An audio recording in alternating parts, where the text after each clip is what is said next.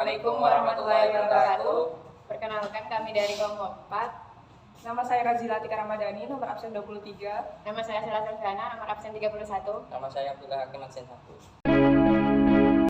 Langkah pertama kita siapkan alat dan bahan, yaitu 250 ml minyak sayur, yang kedua ada wadah, yang ketiga ada 1 butir telur, yang keempat ada 1 sendok makan gula pasir, yang kelima ada 1 sendok teh garam, lalu ada air perasan jeruk lemon, lalu alatnya yang kita pakai yaitu hand blender. Langkah pertama kita masukkan 1 butir telur ke dalam wadah.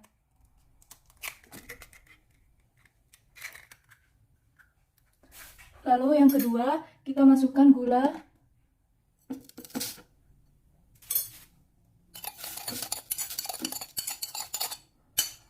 Lalu kita masukkan garamnya tadi.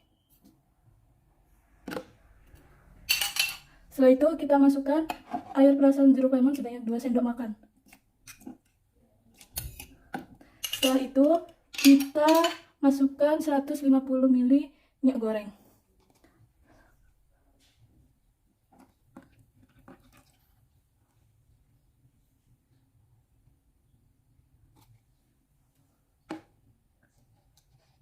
Terlebih dahulu, lalu kita kocok menggunakan hand blender.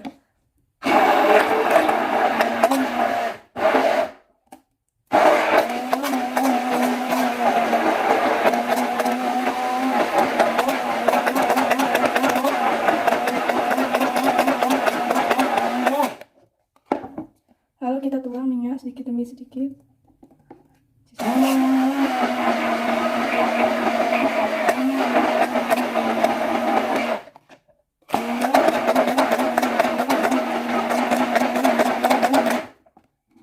Sampai habis.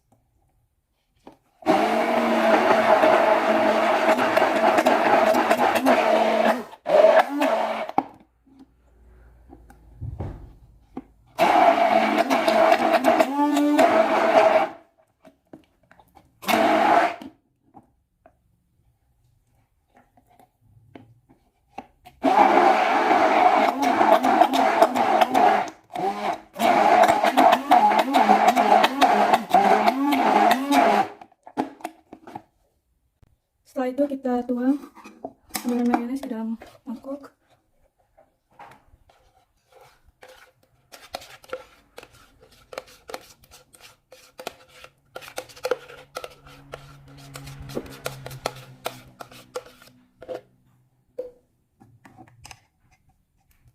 Adonan mayones pun jadi.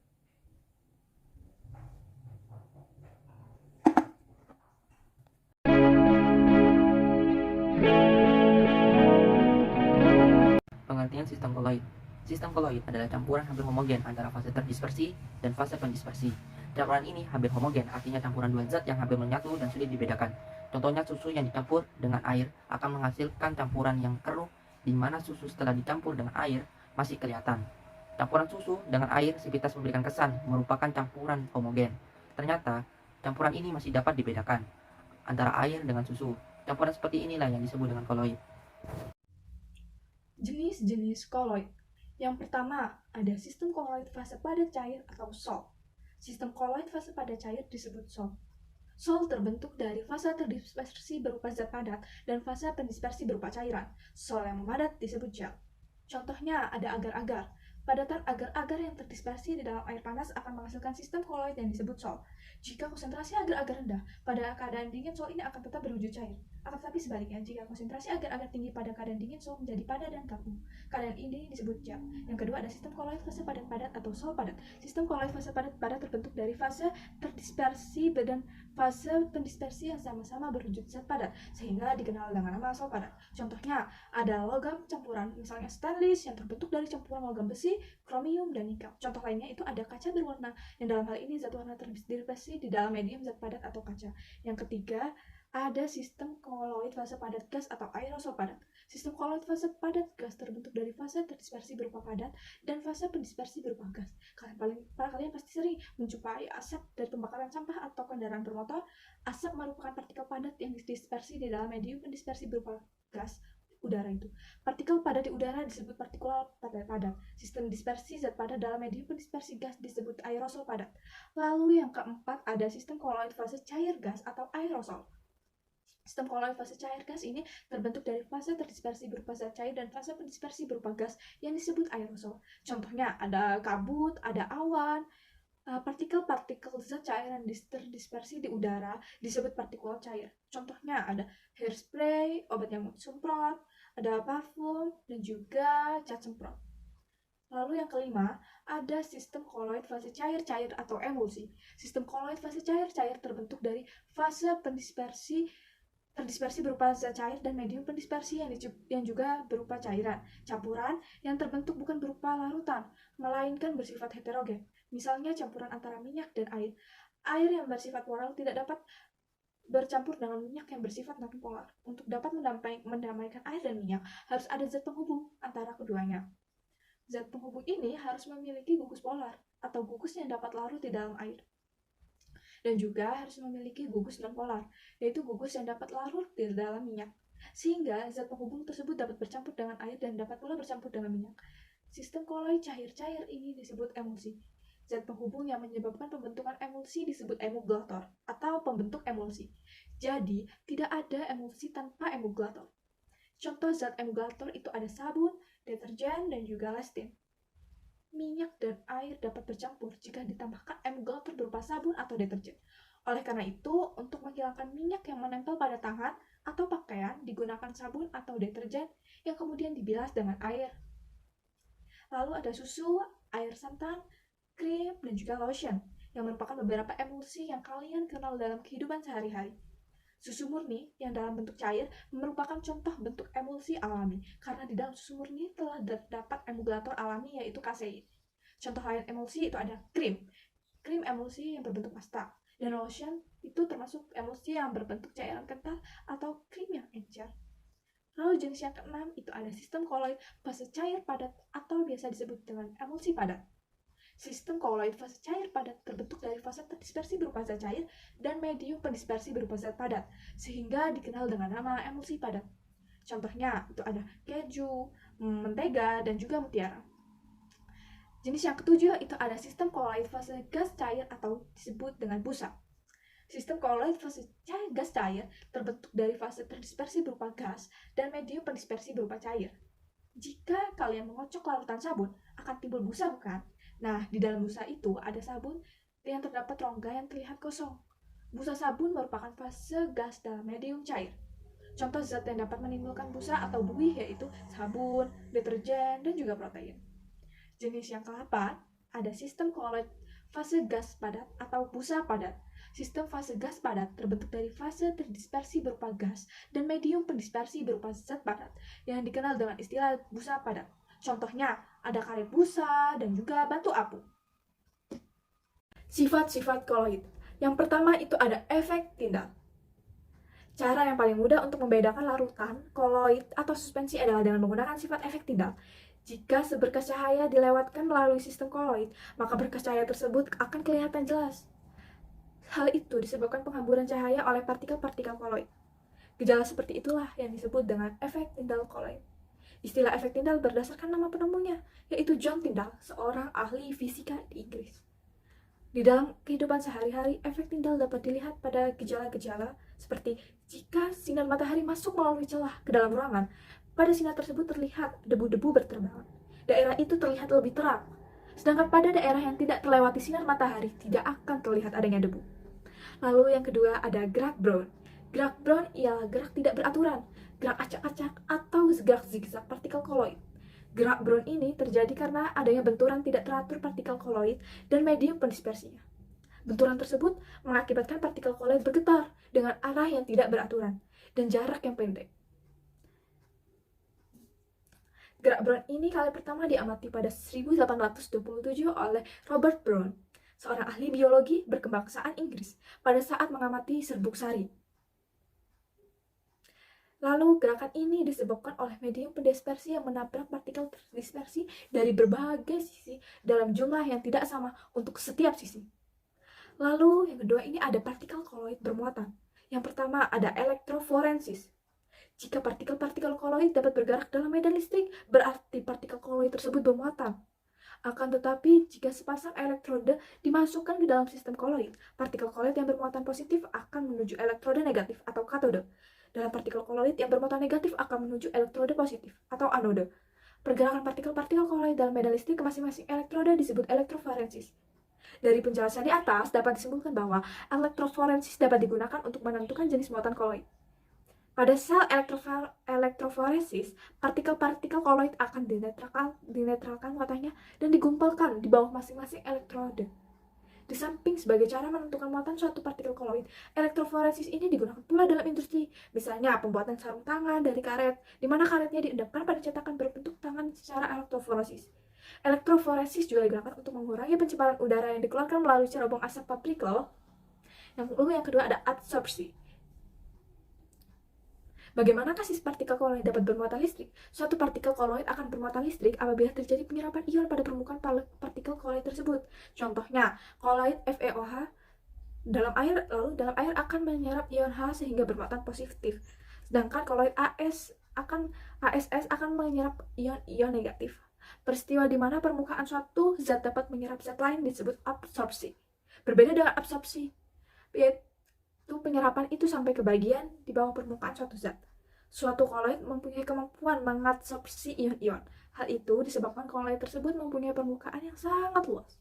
Sifat adsorpsi partikel-partikel koloid ini dapat dimanfaatkan sebagai berikut, yaitu ada pemutihan gula pasir, yaitu gula pasir yang masih kotor atau berwarna coklat diputihkan dengan cara adsorpsi. Gula kotor dilarutkan dalam air panas, lalu dialirkan melalui sistem koloid berupa mineral halus yang berpori atau arang tulang. Kotoran gula akan diabsorpsi oleh mineral halus berpori atau arang tulang sehingga diperoleh gula yang berwarna putih. Yang kedua ada pewarnaan serat wol, kapas, atau sutra. Serat akan dicampurkan dengan garam Al2SO43, lalu dijelumkan ke dalam zat warna. Koloid AlOH3 yang terbentuk karena Al2SO43 terhidrolisis akan mengadsorpsi zat warna. Lalu yang ketiga ada penjernihan air. Air keruh dapat dijernihkan dengan menggunakan tawas yang ditambahkan ke dalam air keruh. Koloid AlOH3 yang terbentuk akan mengadsorpsi, menggumpalkan, dan mengendapkan kotoran-kotoran dalam air. Lalu yang keempat, ada penggunaan norit untuk sakit perut. Serbuk karbon atau norit yang ditabletkan itu dapat menyembuhkan sakit perut loh dengan cara adsorpsi. Dalam usus, norit dengan air akan membentuk sistem koloid yang mampu mengadsorpsi dan membunuh bakteri-bakteri yang berbahaya. Lalu yang kelima, ada pembersihan dengan sabun. Mencuci dengan sabun berlangsung berdasarkan prinsip adsorpsi.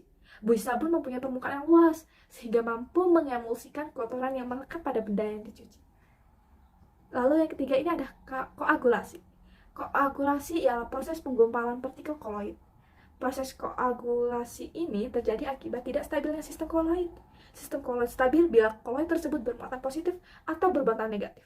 Bila muatan dari sistem koloid tersebut dilucuti dengan cara menetralkan muatannya, maka koloid tersebut menjadi tidak stabil, lalu terkoagulasi atau menggumpal. Koagulasi dengan cara menetralkan muatan koloid dapat dilakukan dengan dua cara, yaitu sebagai berikut. Yang pertama, ada penambahan zat elektrolit. Bila pada suatu koloid bermuatan ditambahkan zat elektrolit, maka koloid tersebut akan terkoagulasi. Contohnya, lateks atau koloid karet. Bila ditambahkan asam asetat, maka lateks akan menggumpal. Dalam koagulasi ini ada zat elektrolit yang lebih efisien dalam mengkoagulasikan koloid bermuatan, yaitu sebagai berikut. Koloid bermuatan positif lebih mudah dikoagulasikan oleh elektrolit yang bermuatan ion negatifnya lebih besar. Contohnya, ada koloid FOH3 adalah koloid yang bermuatan positif, lebih mudah digumpalkan oleh H2SO4 daripada HCl. Lalu yang kedua itu ada koloid bermuatan negatif, lebih mudah dikoagulasikan oleh elektrolit yang muatan ion positifnya lebih besar. Contoh, koloid AS2S3 adalah koloid bermuatan negatif, lebih mudah dikumpulkan oleh BaCl2 daripada NaCl. Lalu yang kedua yaitu ada mencampurkan koloid yang berbeda muatan. Bila koloid yang berbeda muatan dicampurkan, maka kedua koloid tersebut akan terkoagulasi. Hal itu disebabkan kedua koloid saling menetralkan sehingga terjadi gumpalan. Contohnya, campuran koloid FeOH3 dengan koloid AS2S3. Selain koagulasi yang disebabkan adanya pelucutan muatan koloid seperti di atas, ada lagi loh proses koagulasi dengan cara mekanik, yaitu seperti melakukan pemanasan dan pengadukan terhadap suatu koloid. Contohnya, ada pembuatan lem kanji. Itu dari sol kanji dipanaskan, maka sol kanji itu menjadi menggumpal dan membentuk gumpalan yang disebut lem kanji. Lalu yang ketiga ada koloid liofil dan koloid liofob. Adanya sifat absorpsi dari zat terdispersi fase padat terhadap mediumnya fase cair. Maka kita mengenal dua jenis sol, yaitu sol liofil dan sol liofob. Sol liofil ini adalah sol di mana zat terdispersi akan menarik dan mengabsorpsi molekul mediumnya. Sol liofob ya sol yang dimana zat terdispersi tidak menarik dan tidak mengabsorpsi molekul mediumnya. Bila sol tersebut menggunakan air sebagai medium, maka kedua jenis sol tersebut adalah sol hidrofil dan sol hidrofob. Contoh koloid hidrofil adalah kanji, sabun, agar-agar, deterjen, dan gelatin. Contoh koloid hidrofob adalah sol sulfida, sol logam, sol belerang, dan sol FeOH3. Sol liofil ini lebih kental daripada mediumnya dan tidak terkoagulasi jika ditambah sedikit elektrolit. Oleh karena itu, koloid liofil lebih stabil jika dibandingkan dengan koloid liofob. Untuk menggumpalkan koloid liofil diperlukan elektrolit dalam jumlah sebanyak. Sebab apa? Sebab seluruh molekul-molekul cairan yang berfungsi sebagai pelindung harus dipecahkan terlebih dahulu. Untuk memisahkan mediumnya dari koloid liofil dapat dilakukan dengan cara pengendapan atau penguapan. Akan tetapi bila zat mediumnya ditambah lagi, akan terbentuk koloid liofil lagi. Dengan kata lain, koloid liofil bersifat reversibel. Koloid liofob mempunyai sifat yang berlawanan dengan koloid liofil. Lalu yang keempat ada dialisis. Untuk menghilangkan ion-ion pengganggu kestabilan koloid pada proses pembuatan koloid, dilakukan penyaringan ion-ion tersebut dengan menggunakan membran semi-permeable. Proses penghilangan ion-ion pengganggu dengan cara menyaring menggunakan membran atau selaput semi-permeable disebut dialisis. Proses dialisis ini adalah sebagai berikut. Koloid itu dimasukkan ke dalam sebuah kantong yang terbuat dari selaput semi-permeable. Selaput ini hanya dapat melewatkan molekul-molekul air dan ion-ion, sedangkan partikel koloid tidak dapat lewat. Jika kantong berisi koloid tersebut dimasukkan ke dalam sebuah tempat berisi air yang mengalir, maka ion-ion pengganggu akan menembus selaput bersama-sama dengan air. Prinsip dialisis ini digunakan dalam proses pencucian darah orang yang ginjalnya tidak berfungsi lagi loh. Dalam tubuh, ginjal berfungsi sebagai alat dialisis darah. Lalu yang kelima ini ada koloid pelindung. Untuk sistem koloid yang kurang stabil, perlu ditambahkan suatu koloid yang dapat melindungi koloid tersebut agar tidak terkoagulasi. Koloid pelindung ini akan membungkus atau membentuk lapisan di sekeliling partikel koloid yang dilindungi. Koloid pelindung ini sering digunakan pada sistem koloid, tinta, cat, es krim, dan sebagainya, agar partikel-partikel koloidnya tidak menggumpal. Koloid pelindung yang berfungsi untuk menstabilkan emulsi disebut emulgator. Contohnya susu yang merupakan emulsi lemak dalam air. Emulgatornya itu ya kasein. Pembuatan sistem koloid. Yang pertama, cara kondensasi. Cara kondensasi ialah cara pembuatan koloid dari partikel kecil larutan menjadi partikel koloid. Cara kondensasi ini merupakan cara kimia, yaitu melalui reaksi redoks, reaksi hidrolisis, dekomposisi rangkat, dan pergantian pelarut. Contoh reaksi redoks, yaitu pembuatan sol balerang dari reaksi redoks gas H2S dengan larutan SO2. Contoh reaksi hidrolisis, pembuatan sol FO3 dengan penguraian garam FeCl menggunakan air mendidih. Contoh dekomposisi rangkap, pembuatan sol AgCl dari larutan AgNO3 dengan larutan NaCl encer. Contoh pergantian pelarut, yaitu pembuatan sol balerang dari larutan balerang dalam alkohol ditambah dengan air mendidih. Yang kedua, cara dispersi ialah pembuatan partikel koloid dari partikel kasar menjadi partikel koloid. Cara dispersi ini diantaranya cara mekanik, peptisasi, busur, bending, dan ultrasonik. Cara mekanik, cara ini adalah dengan pengerusan atau penggilingan untuk zat padat serta pengadukan atau pengocokan untuk zat cair. Contohnya pembuatan sol balerang. Yang B, cara peptisasi. Cara ini adalah menggunakan zat kimia untuk memecah partikel besar menjadi partikel koloid. Contohnya pengenceran makanan dengan enzim. Yang ketiga, cara unsur atau breakdict. Cara unsur atau breakdict ialah pemecahan zat padat logam menjadi partikel koloid dengan menggunakan arus listrik tegangan tinggi. Contohnya pembuatan sol logam. Yang terakhir, cara ultrasonik. Cara ini hampir sama dengan cara busur breakdict, yaitu sama-sama untuk pembuatan sol logam. Kalau unsur breakdict menggunakan arus listrik tegangan tinggi, maka cara ultrasonik menggunakan energi bunyi dengan frekuensi sangat tinggi, yaitu di atas 20.000 Hz. Contohnya pembuatan sol logam. Kira-kira mengapa ya mayonnaise itu termasuk ke dalam koloid? Jawabannya, mayonnaise merupakan salah satu contoh dari sistem koloid fase cair-cair atau emulsi cair. Mayonnaise disebut sebagai emulsi cair karena mayonnaise merupakan emulsi minyak dalam air perasan lemon dengan kuning telur yang bekerja sebagai emulsifier. Pada produk mayonnaise ini, bagian yang terdispersi adalah minyak nabati, sedangkan bagian yang mendispersi atau media pendispersi adalah air perasan lemon. Ketika membuat mayonnaise, campuran yang terbentuk bukanlah larutan, melainkan heterogen, karena campuran tersebut berasal dari minyak dan air. Air yang bersifat polar tidak dapat bercampur dengan minyak yang bersifat nonpolar. Untuk dapat mendamaikan air dan minyak, harus ada zat penghubung antara keduanya. Zat penghubung inilah yang harus memiliki gugus polar atau gugus yang dapat larut dalam air, dan juga harus memiliki gugus nonpolar atau gugus yang dapat larut di dalam minyak. Sehingga zat penghubung tersebut dapat bercampur dengan air dan dapat pula bercampur dengan minyak. Sistem koloid cair-cair disebut emulsi. Zat penghubung yang menyebabkan pembentukan emulsi disebut emulgator atau pembentuk emulsi. Jadi, tidak ada emulsi tanpa emulgator. Zat penghubung yang menyebabkan pembentukan emulsi atau emulsifier dalam mayonnaise adalah kuning telur. Kuning telur merupakan emulsifier yang sangat kuat, karena di dalam kuning telur itu terdapat sejenis bahan yang memiliki tingkat kesukaan terhadap air dan minyak sekaligus.